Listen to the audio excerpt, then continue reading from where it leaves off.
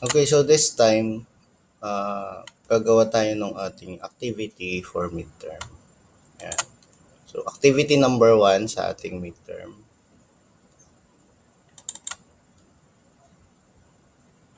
So, kung mapapansin nyo kanina, meron yung mga operators akong pina-screenshot. Okay? So, ito yung mga operators, tapos yung example, tsaka yung equivalent niya. Kung paano nyo siya execute doon sa program. So, we have equals, plus equal, minus equal, or times equal, slash equal, percent equal, ampersand equal, tsaka itong not equal. And then we have exponential, equal, and then greater than equal, tsaka yung less than. So later on, we will going to create a program using these formulas. Okay? So, napansin nyo yung kaninang in-screenshot nyo. So, let's go to the code.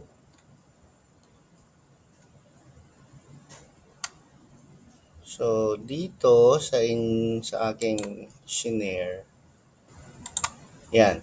Kung mapapansin nyo dito sa code, sa ating code at yung output. So, yung file name nito is assignment. Sorry, hindi ko nalagay. Assignment.cpp. Okay, so kulang pa to. So, nag-trial lang tayo ng ilang example na kinuha natin doon sa image na sinend ko. Okay, so yung 1, 2, 3 hanggang multiplication, and then yung pinakahuli is yung formula doon sa less than equal to 3. So later on, I will discuss that sa inyo. So yung output, as you can see here, yung first variable natin, we have integer x equals to 10 or int x is equal to 10. So lumabas doon, the value of x is 30. Next, nag-assign tayo ng value as you can see doon sa first integer. Nag-assign tayo ng value kay x.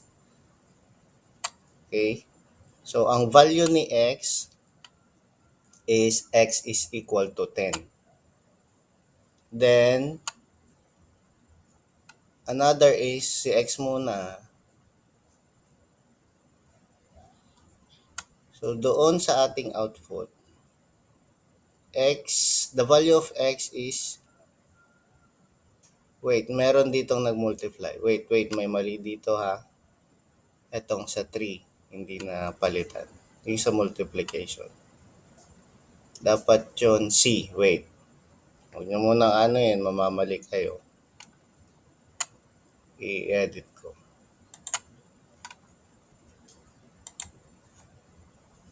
Saan na yung gagawin?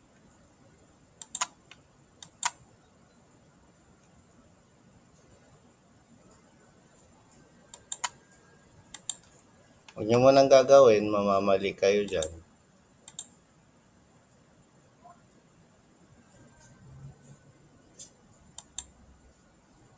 Ayan.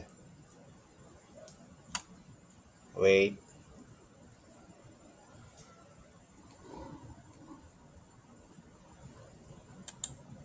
Ayan, nakikita nyo na? So, Yes, sir. ang mali natin is hindi natin pinalitan tong value ni multiplication. So, dapat yon is 10. So, ang value dapat nito or yung variable na ilagay is C. Kasi C itong variable natin dito. Okay? Naglagay naman ako eh. So, first, nag-assign tayo ng value. Next, we have the A. Then, yung sunod is B. Sunod is C.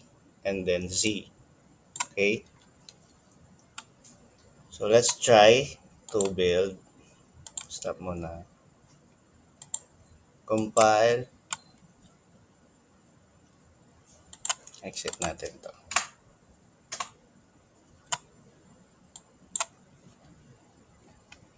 Okay, so yun, tumama na siya. Ayan, so i-screenshot ko ulit to. Mali yung kanina. Ayan. Screenshot muna natin para meron tayong i-flash doon sa inyong GC.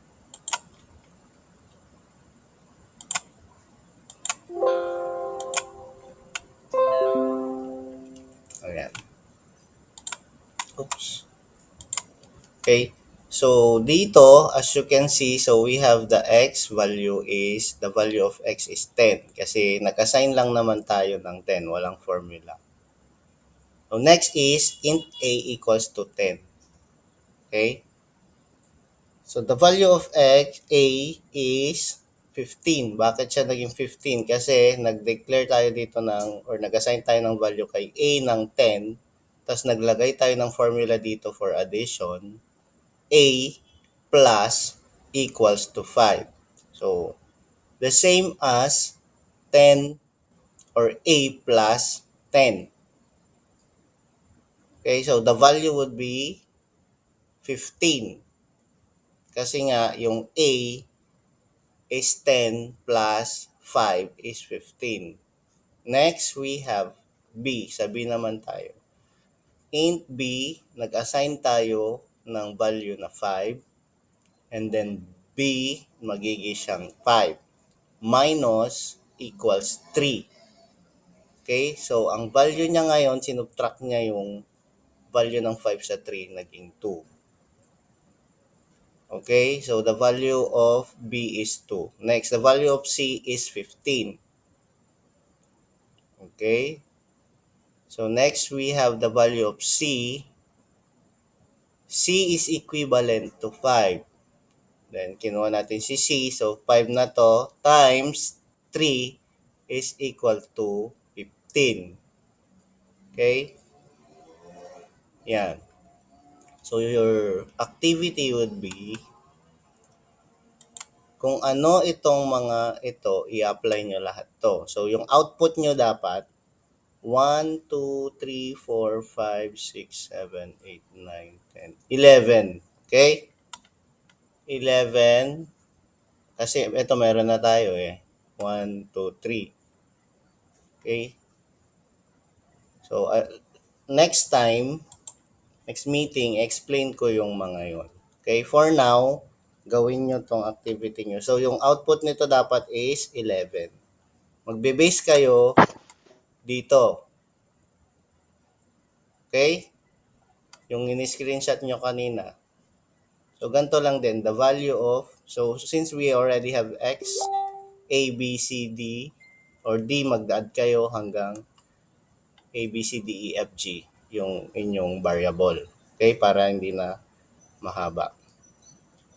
Letters lang, or character. Any questions? So, this would be, Sir, excuse me po. yes po. Pwede pong paulit yung example ng ano, sir? Yung B tsaka C.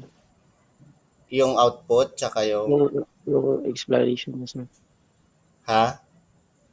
Yung explanation niya, Ay, sir. ito, nire-record ko siya. Pwede nyo siya Hindi later po. on ano, i-review. Okay? I-upload ko doon sa YouTube natin. But for now, I will flash the code para matry nyo muna. So, yung activity is 11 yung output. So, ito is sample lang. Okay? Pag nag-face-to-face tayo, explain ko yung formulas para maintindihan nyo. So, palitan natin tong mali.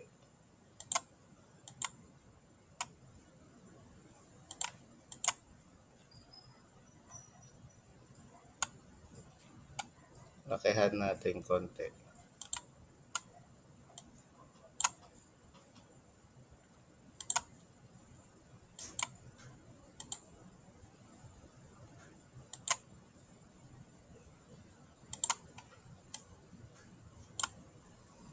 Ayan, nakikita nyo ba? Wait, papalitan ko yung ipa-flash ko.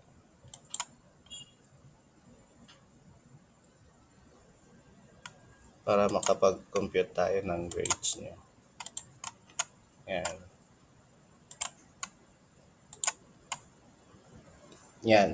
Kita ba?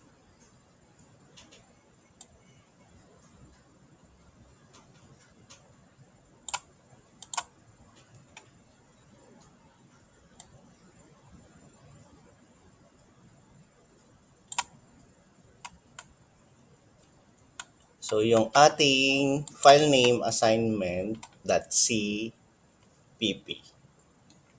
Lagay ko sa GC yung ano,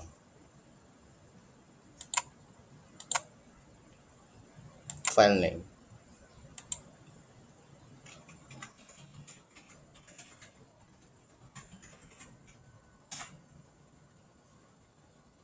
Okay, so you can do it now. Mag-check tayo ng attendance, 11 or 8:50. Okay? Stop ko muna yung ating recording para may upload